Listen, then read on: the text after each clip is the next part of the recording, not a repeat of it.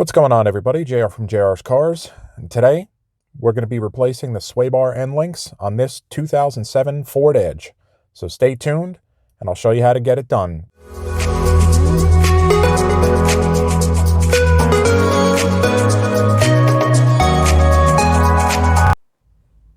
All right, so like I said, we're going to be replacing the swaybar end links.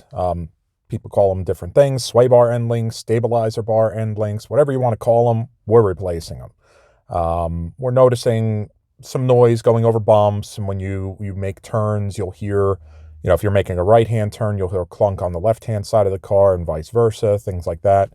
So first place to start is by doing those end links, because there's a lot of pressure that's put on those things, and they go bad very often. So I mean, honestly, they're, a maintenance type item, so you should end up replacing them if you haven't replaced them recently. I mean, this car's got, I think it's about 170,000 miles on it now, so I don't know when they were replaced last. So it's time to replace them. So the first thing you really want to do is, especially when you're hearing clunks and rattles and things like that, is you really want to give the suspension a once-over. You want to look at it, make sure that you're not just throwing parts at a problem and you're continuing to spend extra money that you really don't need to be spending. You want to determine the problem, troubleshoot the problem, and then that way you know that you're replacing the right part and you're not having to do more work over and over and over again just to find what you're actually needing to replace. All right, so I've already done this with this car, but normally what you would do is lift it up, and then you would grab the wheel on both sides over here, and then you'd give it a wiggle this way. That will tell you whether your steering, your inner, your outer tie rods are good or bad. You could also, tap on them with a rubber mallet lightly, and then see if the noise is coming from there. What you can also do, if that's okay, then you want to check your ball joints, right? So this one has a lower ball joint, so I would grab the lower part of the tire and the upper part of the tire, and then wiggle it back and forth this way to see if there's any play or if there's any noise there. And again, you could also take a rubber mallet and tap on it too. You can get a pry bar behind the lower control arms, and you could give it a wiggle to see if there's any play in the connecting bushings on the lower control arms. That's all tight here. So the sway bar end links were the problem, and we're going to replace them now.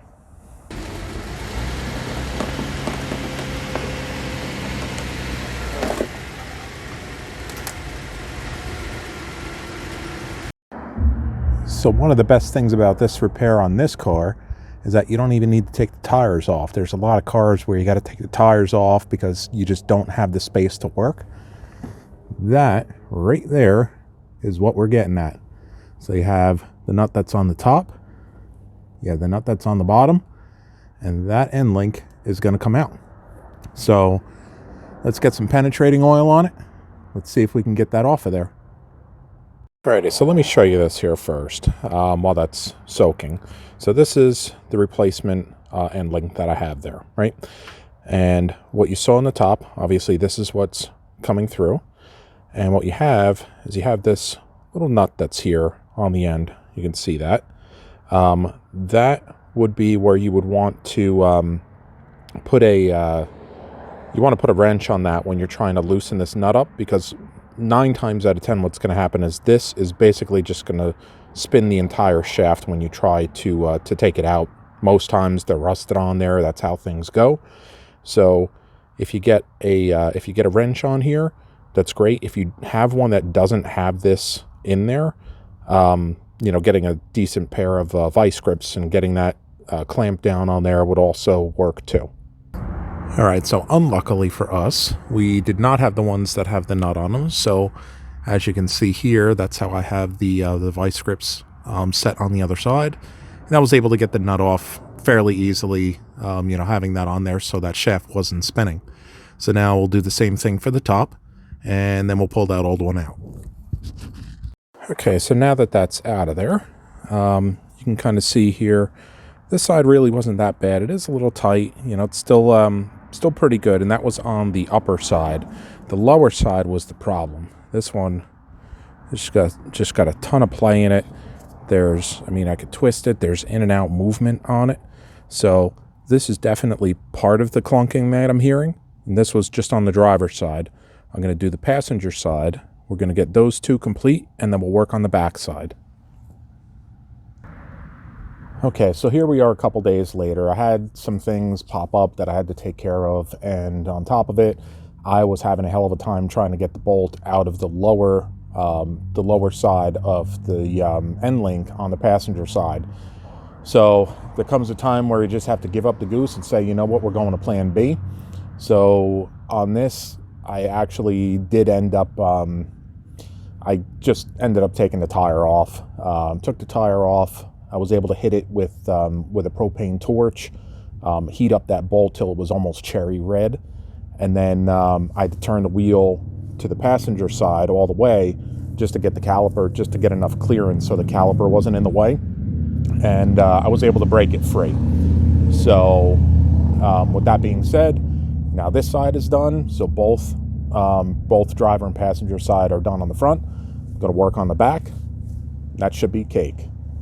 Alrighty, so here's the rear. If you look here, you can see this is the bar that we're getting off.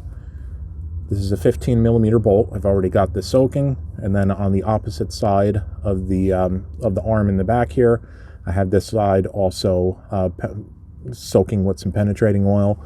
Hopefully we can get these out nice and easy. I do have the car up on the ramps, so this looks like it's in a very accessible area. So the only problem that I could see is, you see where this bolt is right here. This is where it goes through the arm. It's very close to the wheel. You probably have about, I don't know, maybe 2-3 inches. So you're probably not going to be able to get a ratchet in there. You're probably just going to have to get a wrench in there and get that nut off that way. And you can see here, I also have this clamped on. The vice grip's clamped on here, so that way that doesn't move. And we'll get on here with a wrench. And right, broke free. Nice.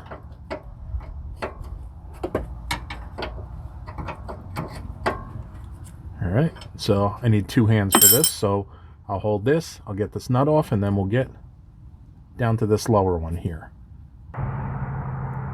Okay, now this is funny here. As I was taking this off, the joint popped right out of the link. Right, so this right here just goes to show that this was the problem all along with the noise that we were hearing in the back. And so after fighting with it entirely too long, I found that these ends actually have the Allen key end on it, to where you can get an Allen key in there and hold that shaft without a problem.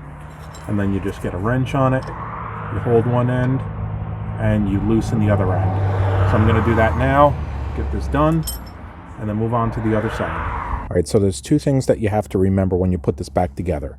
You have your link, you have your bracket here, right?